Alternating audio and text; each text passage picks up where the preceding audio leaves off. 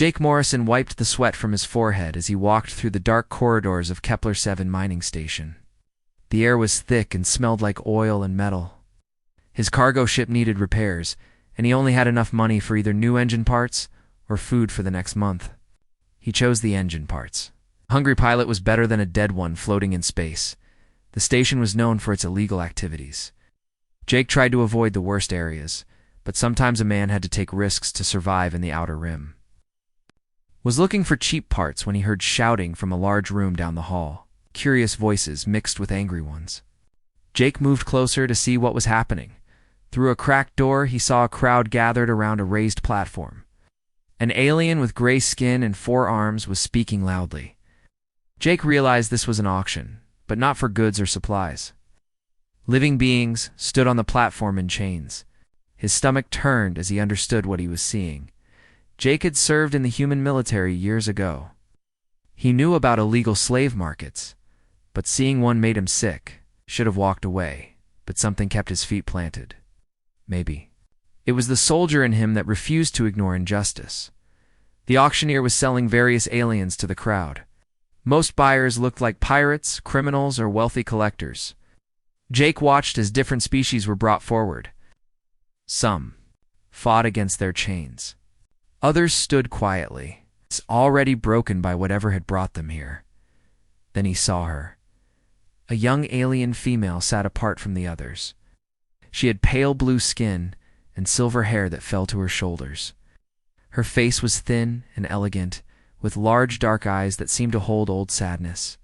What caught Jake's attention were the strange markings on her arms and neck. They looked like tattoos, but they seemed to glow faintly under the station's lights. She was different from the others in another way, too. While most aliens stood or paced, she sat on the platform because she had no legs below her knees. Her stumps were wrapped in dirty cloth. She used metal bars as crutches. The auctioneer grabbed her arm and pulled her forward. She moved awkwardly on her crutches, but her head stayed high. Jake could see the pride in her posture, even as she faced the crowd of buyers. "Here we have Princess Zara of the Valathi Empire," the auctioneer announced with a cruel smile. "Royal blood, but damaged goods, as you can see." Her legs were lost in the final battle when her world fell to the Krek's forces 6 months ago. Jake's breath caught. He recognized those markings now. During his military service, he had studied alien cultures.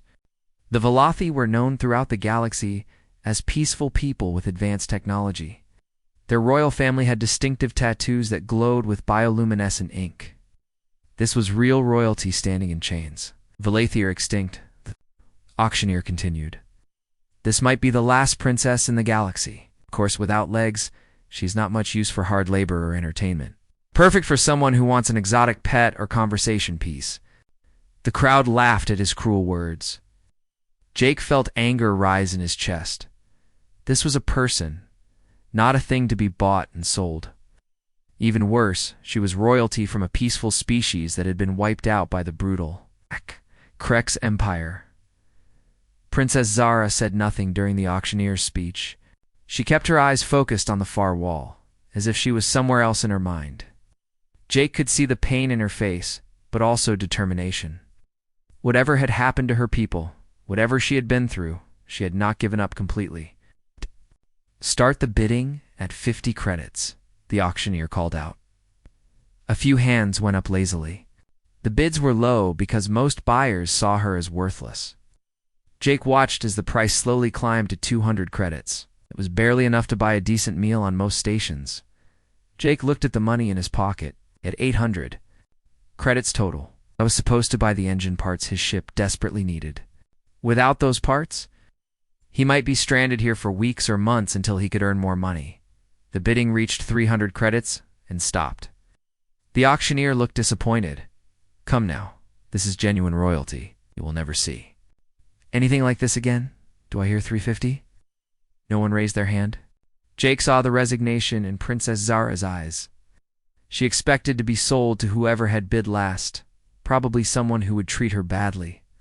In her mind, she was already preparing for whatever new horror awaited her. Jake's hand moved before. His brain could stop it. 400, he called out. The crowd turned to look at him. Jake was just a human cargo pilot wearing old work clothes. He did not look like the type who could afford exotic slaves. The auctioneer seemed surprised, but pleased to see the bidding continue. 400 from the human. Do I hear 450? One of the previous bidders, a large alien with sharp teeth, raised his hand. 450. Jake's heart pounded. He was already spending money he needed for survival. But looking at Princess Zara, he saw something that reminded him of his younger sister back on Earth. The same stubborn pride in the face of impossible situations. 500, Jake said. The other bidder shook his head and walked away. Jake was now the highest bidder for a disabled alien princess, and he had no idea what he was going to do with her. 500 going once, the auctioneer called. Going twice? He paused dramatically. Sold to the human for 500 credits. Jake walked forward on shaking legs. What had he just done? He had spent more than half his money on an impulse. His ship still needed repairs, and now he had another mouth to feed. Worse, he had just bought a person, which went against everything he believed in. Princess Zara looked at him as he approached the platform. Her dark eyes studied his face, trying to understand what kind of person had bought her. Jake saw intelligence there and wariness. She had learned not to trust anyone completely. The auctioneer handled the money transfer quickly. He seemed eager to move on to the next sale.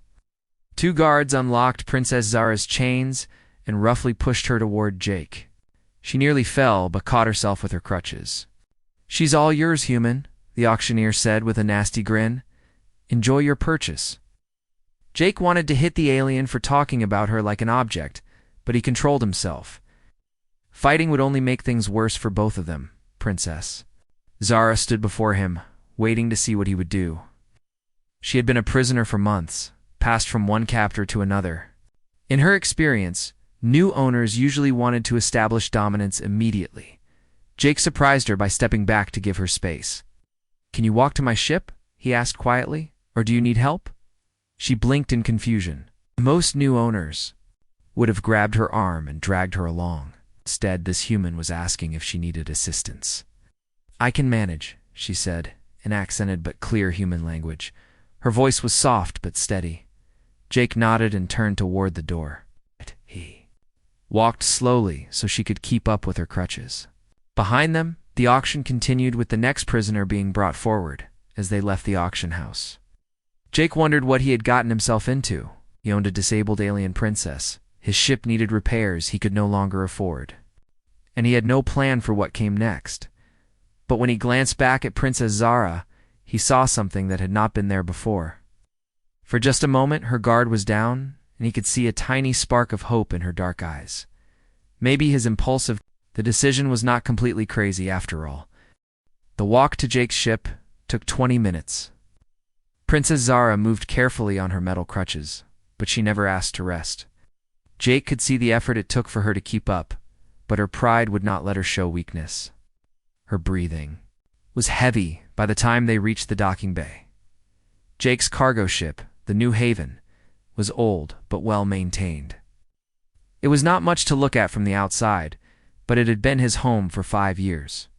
He led Princess Zara up the loading ramp and into the main corridor. She stopped just inside the ship and looked around. Her dark eyes took in every detail. Jake realized she was checking for escape routes and possible weapons. Smart, she did not know what kind of person he was yet. The guest quarters are this way, Jake said. Walking toward a small room near the back of the ship, Princess Zara followed slowly, her crutches tapping against the metal floor.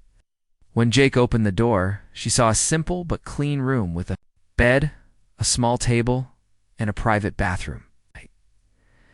It was basic, but it was more than she had expected. This is yours while you are on my ship, Jake said.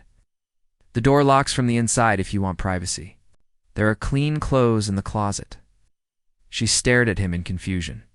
You are not locking me in. No, Jake said simply. You are not a prisoner here.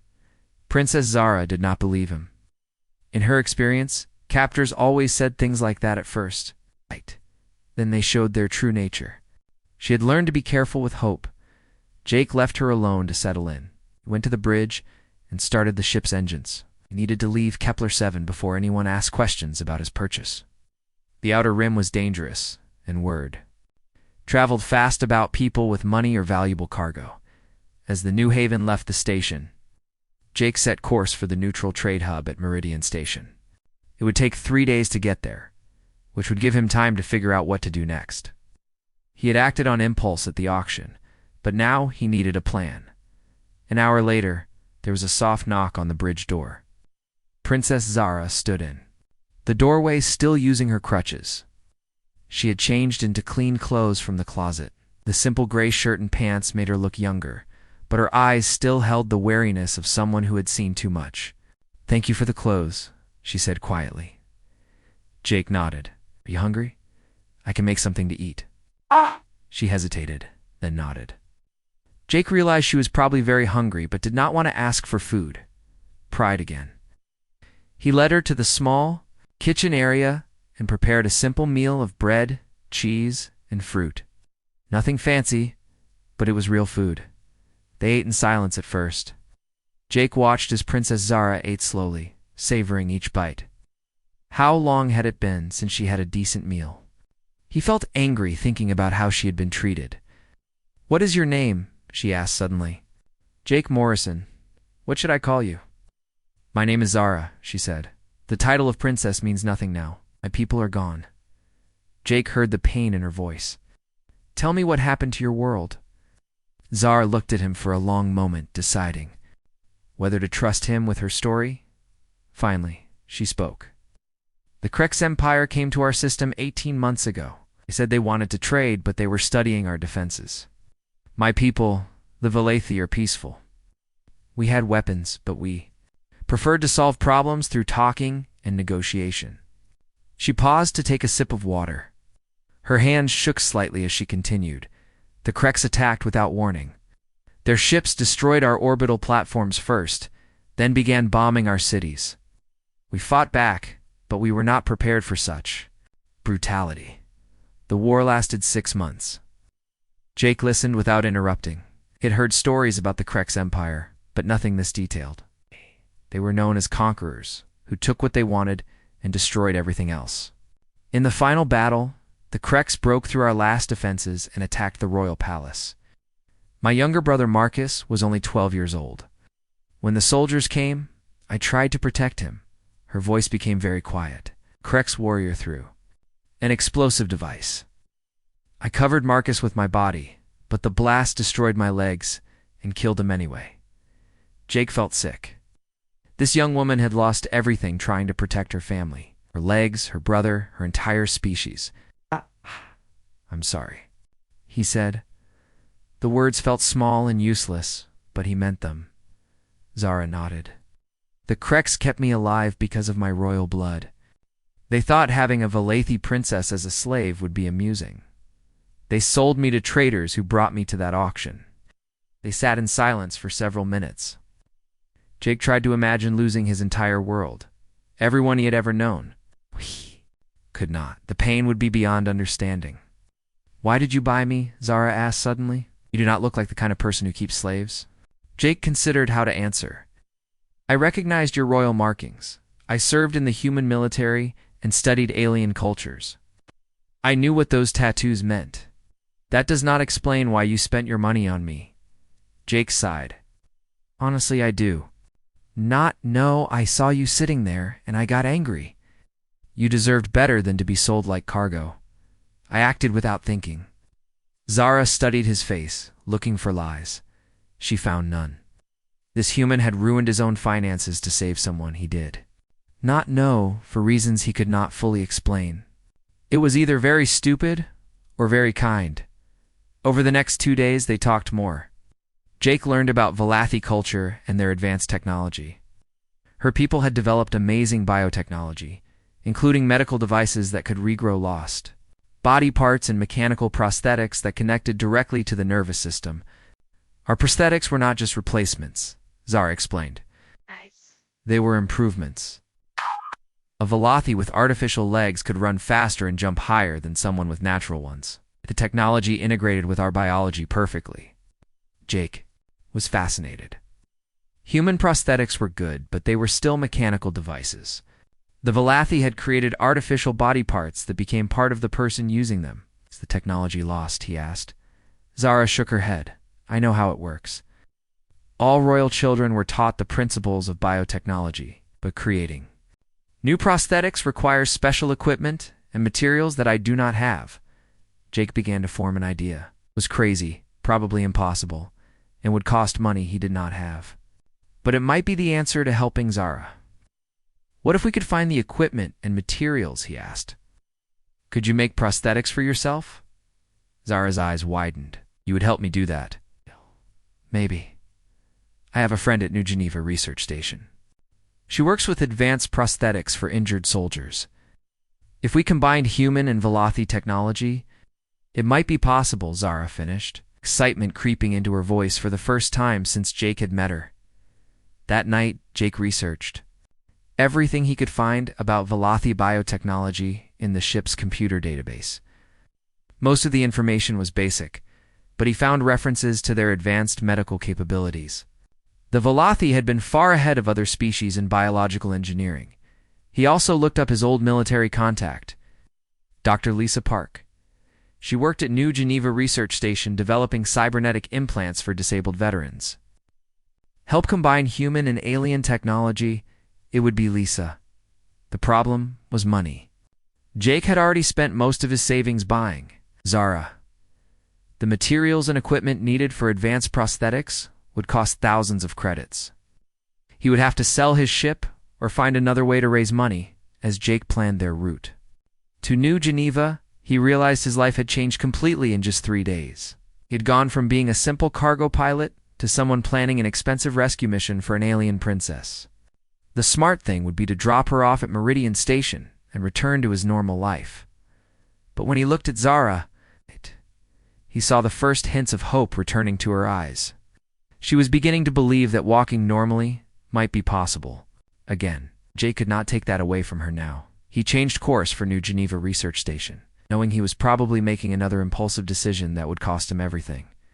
But sometimes the right choice was not the smart choice. Besides, he was starting to care about what happened to Princess Zara, and that scared him more than bankruptcy. New Geneva Research Station appeared on the view screen like a small city floating in space. Jake had not been here in 3 years, not since he left the military.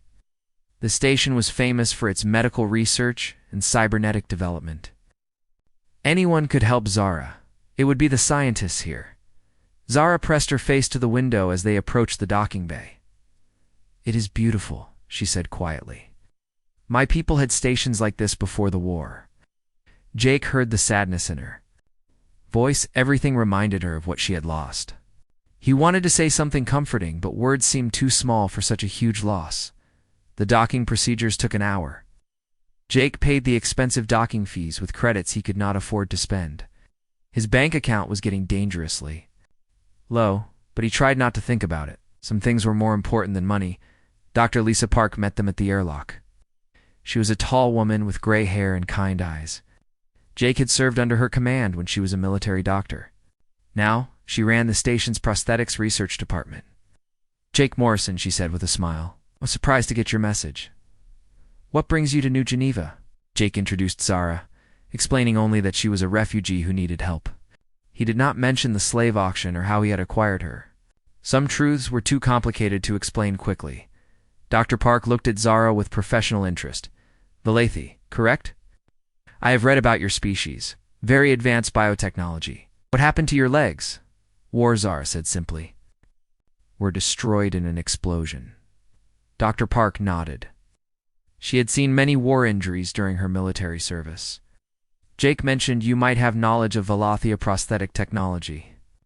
Zara glanced at Jake, unsure how much to reveal. He nodded encouragingly. Dr. Park can be trusted. She has helped many people. My people developed prosthetics that integrated directly with the nervous system, Zara explained. They were not just replacements, but improvements. A person with our artificial limbs could be stronger and faster than someone with natural ones. Dr. Park's eyes lit up with scientific curiosity. Biomechanical integration. We've been working on similar technology for years, but our neural interfaces are still primitive compared to what you describe. They moved to Dr. Park's laboratory, a large room filled with advanced equipment and computer displays. Zara looked around in wonder. The technology was different from what her people had used, but it was clearly very advanced. "Show me," Dr. Park said, handing Zara a tablet computer. Zara began drawing diagrams and writing formulas.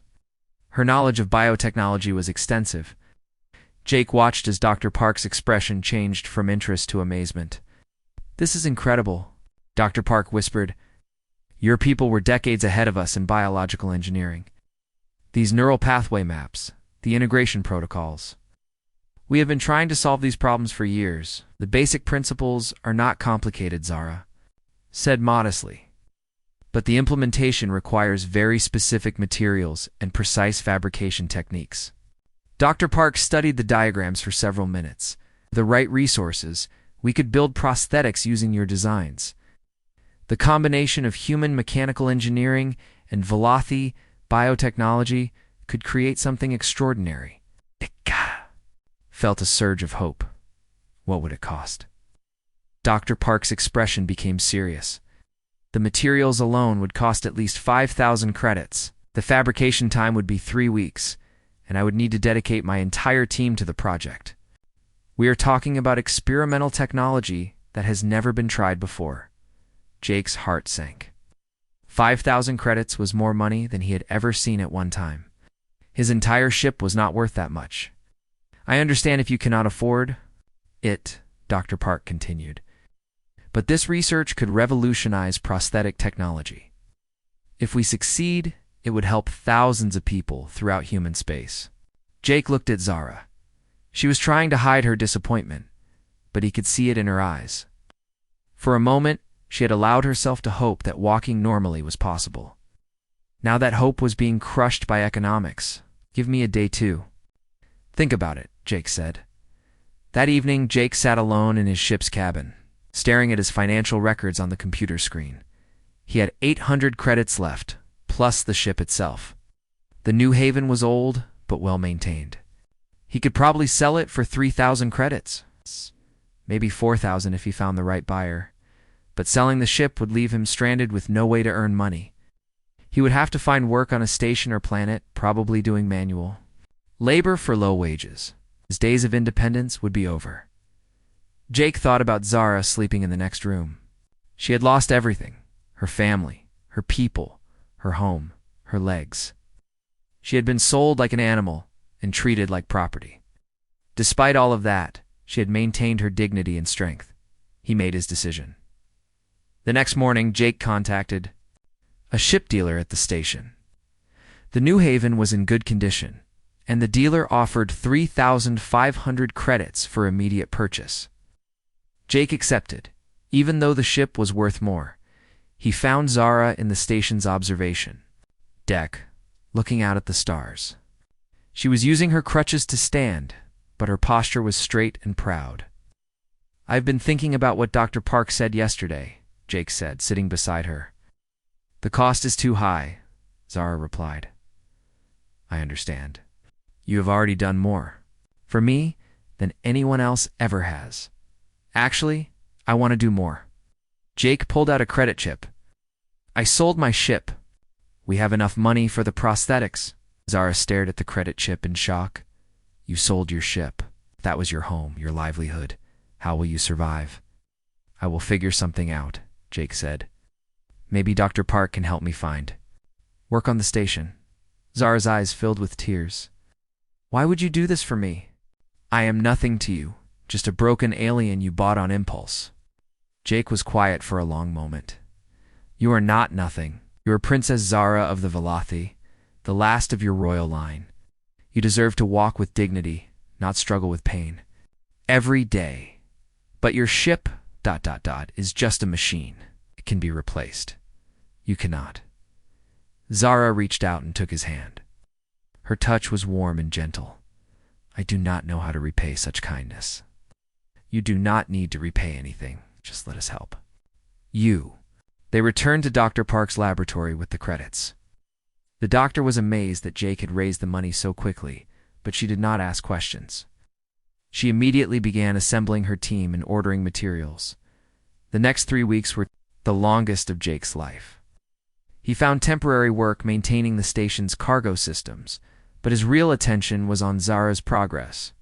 She spent hours each day with Dr. Park's team, explaining Velothi Biotechnology and helping design the prosthetics. Jake watched Zara change during those weeks. As she worked with the scientists, her natural intelligence and knowledge became obvious. She was not just a refugee or a former slave, she was a brilliant scientist in her own right. Her people's advanced education system had prepared her. For exactly this kind of work, Dr. Park was impressed by Zara's abilities. "She knows more about biological engineering than most of my senior researchers," she told Jake. "Her people must have been remarkable," they were, Jake agreed. "And she is their legacy." The prosthetics took shape slowly. They were unlike anything Jake had ever seen. The basic structure was mechanical, using human engineering principles for strength and durability. But the neural interfaces and biomechanical connections were pure Velothi design. "They will integrate directly with your nervous system, Dr. Park explained to Zara. "After the initial adjustment period, they will feel like natural limbs. The strength and speed enhancements will make you faster and more agile than you were before the injury." Zara touched the prosthetics with reverence. "They are beautiful. Better than anything my people could have made with just our technology. The combination of human and Velothi engineering creates something new," Dr. Park said. "Something better than either species could achieve alone." Jake realized that was true about more than just the prosthetics. His impulsive decision to help? Zara had brought together 2 different worlds of knowledge. The result was extraordinary. On the day of the surgery, Jake waited in the hospital corridor for 6 hours. The procedure was complex, requiring precise connections between the prosthetics and Zara's neural pathways. Dr. Park had warned that there were risks, but Zara had been determined to proceed. When Dr. Park finally emerged from the operating room, she was smiling. "The surgery was successful," she announced. "The neural connections are integrating perfectly. Zara will need several days to recover, then weeks of rehabilitation to learn to use the prosthetics fully." Jake felt relief wash over him. "She will be able to walk." "She will be able to do much more than walk," Dr. Park said. "When she is fully recovered, she will be stronger and faster than most humans. The prosthetics are not just replacements, they are upgrades." That night, Jake sat beside Zara's hospital bed as she slept. The prosthetics were hidden under blankets, but he could see the small lights that indicated the neural connections were active. Soon, she would walk again. Jake had given up his ship and his old life to make this possible. He had no idea what the future held, but he was not worried. Some decisions were worth any cost. Zara woke up slowly, her mind foggy from the surgery medications. The first thing she noticed was the absence of pain. For months, her damaged legs had caused constant aching. Now there was only a strange tingling sensation where her new prosthetics connected to her body. She looked down at the blankets covering her lower body. 2 small lights blinked steadily where the prosthetics attached to her legs. The neural interfaces were active and connecting to her nervous system. Dr. Park had explained this would happen. But experiencing it was different from understanding it. Jake sat in a chair beside her bed, reading a book. When he saw her eyes open, he smiled with relief. "How do you feel?" he asked. "Different," Zara said honestly. "I can feel the prosthetics, but they do not feel like foreign objects. They feel like ... like they belong to me." Dr. Park entered the room carrying a tablet computer. "The neural integration is happening faster than we expected. Your brain is accepting the prosthetics as natural limbs. This is exactly what we hoped for." Over the next few days, Zara began rehabilitation training. At first, she could only flex her artificial feet and move her new ankles. Ow. Responded to her thoughts just like real limbs would. It was amazing and frightening at the same time. "The connection is perfect," the physical therapist said. "I have never seen neural integration this smooth. Your people's biotechnology is remarkable." By the end of the first week, Zara could stand with assistance. The prosthetics felt strange, but natural. They were longer than her original legs had been, making her several inches taller. The mechanical components were visible but elegant. With smooth curves that looked almost artistic, Jake watched every therapy session. He had found work as a maintenance supervisor on the station, but he spent all his free time supporting Zara's recovery. She was making progress faster than anyone expected. The prosthetics are learning from her movements, Dr. Park explained. To Jake, the Velothi biomechanical interfaces actually adapt to the user's walking style and preferences. Human technology is much more rigid. In the second week, Zara took her first steps without assistance. She moved carefully at first, testing the prosthetics' responses. Then she began walking normally around the rehabilitation room. Her movements were graceful and confident. "How does it feel?" Jake asked. "Like I am myself again," Zara said, tears running down her cheeks. "I had forgotten what it was like to walk without pain, without crutches." But the prosthetics could do more than just restore normal movement. As Zara grew more comfortable with them, she discovered their enhanced capabilities. She could jump higher than any human, run faster than she ever had with natural legs, and move with perfect balance even on narrow surfaces. "These are not just replacements," she told Jake excitedly. "They are improvements. I am stronger now than I was before the war." Dr. Park was fascinated by the prosthetics' performance. "The strength enhancement is incredible. You could probably outrun most vehicles on foot. The agility improvements are beyond anything we thought possible." As Zara's physical abilities returned, Jake noticed other changes too. Her confidence grew each day. The broken, defeated prisoner he had bought at the auction was disappearing. In her place was a proud princess who walked with royal bearing. But Jake also noticed something else. Zara was becoming more beautiful to him every day. Not just physically, though her grace and strength were impressive. Her intelligence, her kindness, her determination to rebuild her life, all of it made Jake care about her in ways that confused him. The problem was their legal relationship. According to Galactic law, Zara was still his property. The papers from the auction made her his slave, even though he had never treated her that way. Jake knew this had to change before he could acknowledge his growing feelings. On a quiet evening in the third week, Jake and Zara sat in the station's garden area. She was practicing precise movements with her prosthetics, making them respond. 2 small thoughts and adjustments. "I need to tell you something," Jake said. "I have been working on a surprise for you." Zara looked at him curiously. "What kind of surprise?" Jake pulled out a small data pad. "Do you remember when I told you about researching Velothi culture in my ship's computer?" "Yes. I did more than just research your technology. Also searched for information about Velothi survivors." Jake's voice became excited. "Zara, your people are not completely extinct. I found records of 17 Velothi who escaped before your world fell." Zara's eyes widened in shock. 17 survivors?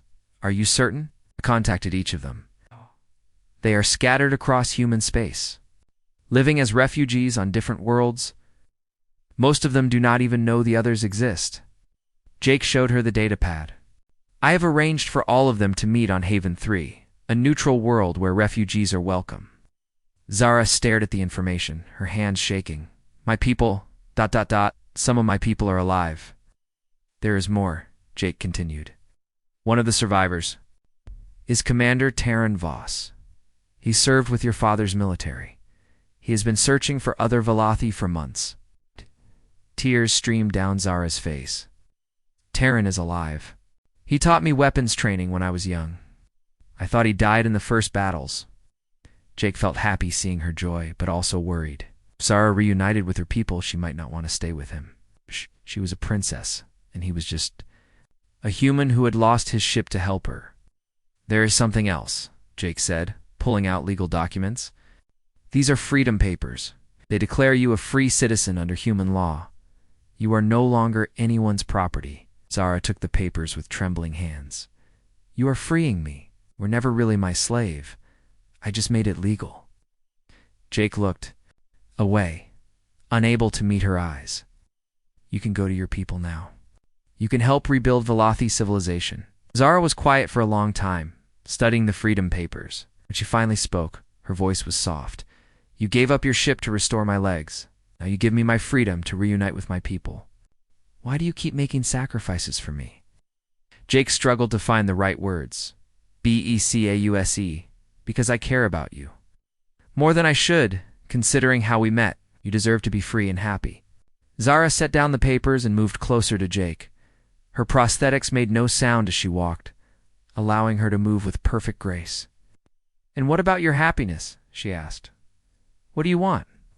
Jake looked at her, seeing the intelligence and strength in her dark eyes. "What I want does not matter. You are a princess. I am nobody. You are the person who saved me," Zara said firmly. "You saw me as more than a broken slave. You believed I was worth saving when I had given up on myself." She reached out and took his hand. "I want to reunite with my people, yes, but I also want you to come with me." Jake felt his heart skip. "Come with you, as my partner, my equal. My... double quotes." She paused, searching for the right word. "My beloved." Jake stared at her in amazement. "Are you saying?" "I am saying that I love you, Jake Morrison. You showed me kindness when I had forgotten it existed. You sacrificed everything, too. Help me walk again. You gave me freedom when you could have kept me as property." Zara's voice became stronger. "I choose to stay with you not because I must, but because I want to." Jake felt overwhelmed with emotion. "But your people will need you. You are there. Princess. I will always be their princess, and I will help them rebuild. But I can do that with you beside me." Zara smiled. "Besides, you have proven that humans and Valathi can accomplish amazing things together. Look at these prosthetics. Look at what we created by combining our knowledge." Jake pulled her close, and they embraced in the garden surrounded by flowers. From a dozen different worlds, he had bought a broken slave on impulse and somehow found the love of his life. "So what happens now?" Jake asked. "Now we go to Haven 3 together," Zara said. "We reunite my people, and we show the galaxy that cooperation is stronger than conquest." Jake looked at her prosthetics, marveling at the fusion of human and Valathia technology. And after that, Zara's eyes sparkled with the same determination that had helped her survive slavery and war. "After that, we changed the galaxy." Jake believed her. Together they could do anything. Haven 3 was a small green world on the edge of human space. It welcomed refugees from all species and asked no questions about their past. Jake and Zara arrived on a passenger transport, having sold Dr. Park's research data to pay for travel expenses. The prosthetic technology was now being used to help injured soldiers throughout human space. The landing port was busy with travelers from dozens of different worlds. Jake watched Zara as she stepped off the transport. She moved with perfect confidence now, her prosthetics responding to her every thought. No one would guess she had lost her original legs just months ago. Commander Terran Voss was waiting for them at the arrival gate. He was a tall Valathi with silver hair and the same glowing tattoos that marked him as nobility. When he saw Zara, his eyes filled with tears. "Princess," he said, dropping to one knee in the traditional Valathi greeting. "Rise, old friend," Zara said, helping him stand. "We are all equals here." Terran looked at Jake with curiosity. "This is the human who saved you." "Jake Morrison," Zara said proudly. "My partner and the man I love." Jake felt nervous meeting Zara's former military commander, but Terran surprised him by extending his hand in the human greeting. "Any friend of our princess is welcome among the Valathi," Terran said. "We owe you a debt that can never be repaid." They traveled to a small settlement where the other Valathi survivors had gathered. Jake was amazed to see them together.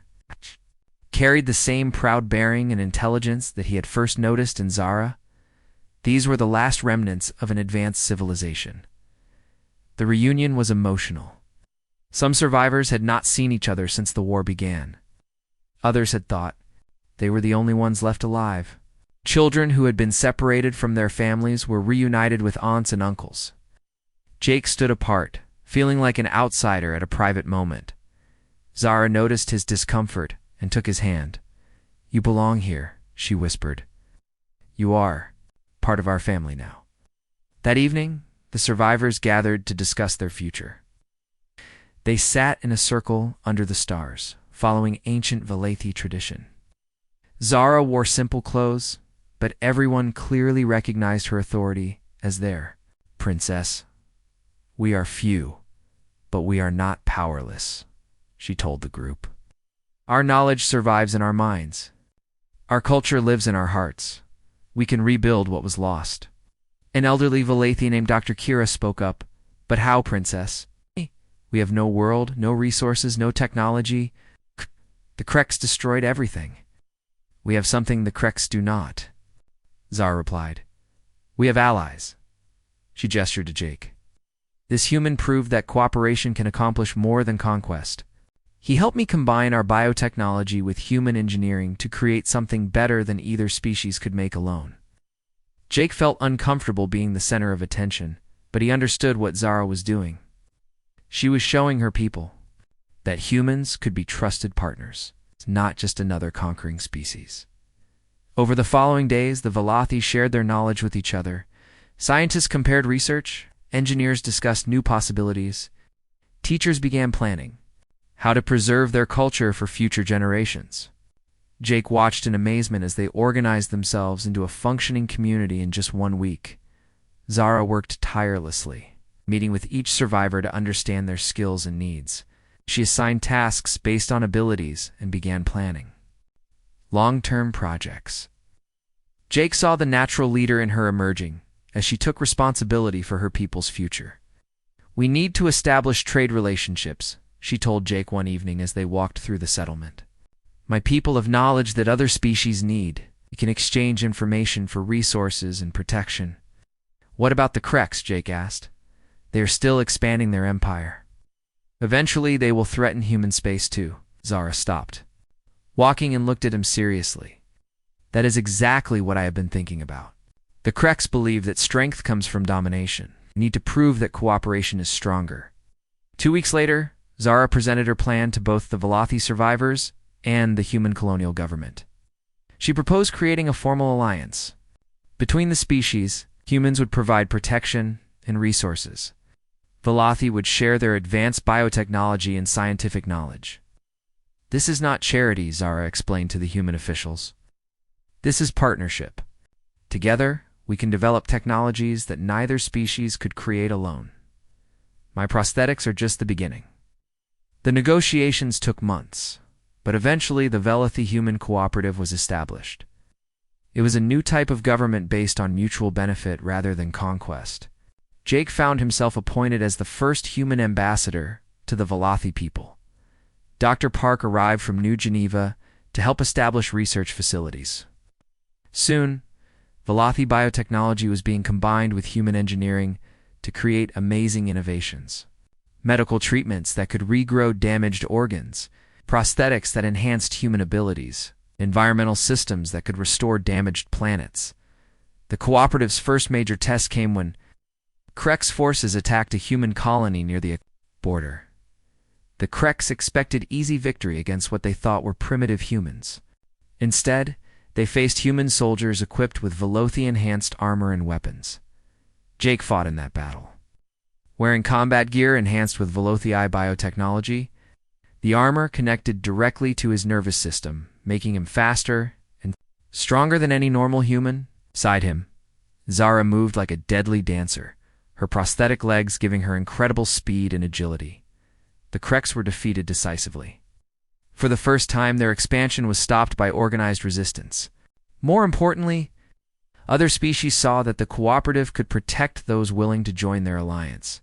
Within a year, 6 different species had joined the cooperative. Each brought their own strengths and knowledge. Dalari contributed advanced energy weapons. The Zephyrians shared their skill with spacecraft design. The Makan provided expertise in asteroid mining and space construction. Jake and Zara traveled between worlds as ambassadors for the cooperative. They showed other species that different cultures could work together as equals.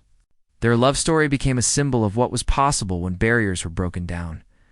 On their first wedding anniversary, they stood on the observation deck of the new cooperative headquarters station.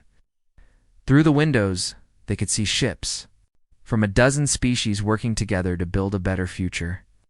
"Do you ever regret buying me at that auction?" Zara asked, leaning against Jake's shoulder. Jake laughed. "That was the best impulse purchase I ever made, but it was expensive." "You lost your ship," Zara reminded him. "I gained something much better," Jake said, holding her close. "I gained you, and through you, I found a purpose bigger than myself." Zara looked out at the busy space traffic around their station. Humans worked alongside Valathia engineers. Talari security officers partnered with Mochan technicians. Former enemies were becoming friends through trade and cooperation. "My people have a saying," she told Jake. "The strongest tree grows not alone.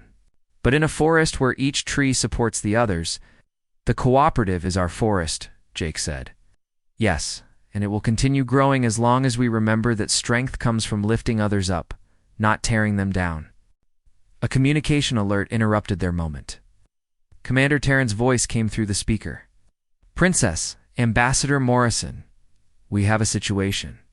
3 more species have requested to join the cooperative. Also, intelligence reports indicate the Kreks are planning a major offensive against our territory." Jake and Zara looked at each other. There was still much work to do. The galaxy was far from peaceful, and the Kreks would not give up easily, but they were no longer fighting alone. "On our way," Zara replied to Terra. As they walked toward the command center, Jake marveled at how much had changed. It started as a simple cargo pilot making an impulsive decision to help one person. Now he was helping to reshape the balance of power in their part of the galaxy. "Do you think we can really change things?" he asked. Zara, "I already have," she replied. "Every species that joins us, every world we protect, every life we save, it all matters. We are proving that there is an alternative to conquest and domination." Jake nodded, feeling the weight of responsibility, but also the strength that came from having purpose. Together they would continue building a future where cooperation triumphed over conquest, where differences were celebrated rather than feared. The galaxy was vast and full of challenges, but Jake and Zara faced them together, knowing that love and alliance could overcome any obstacle.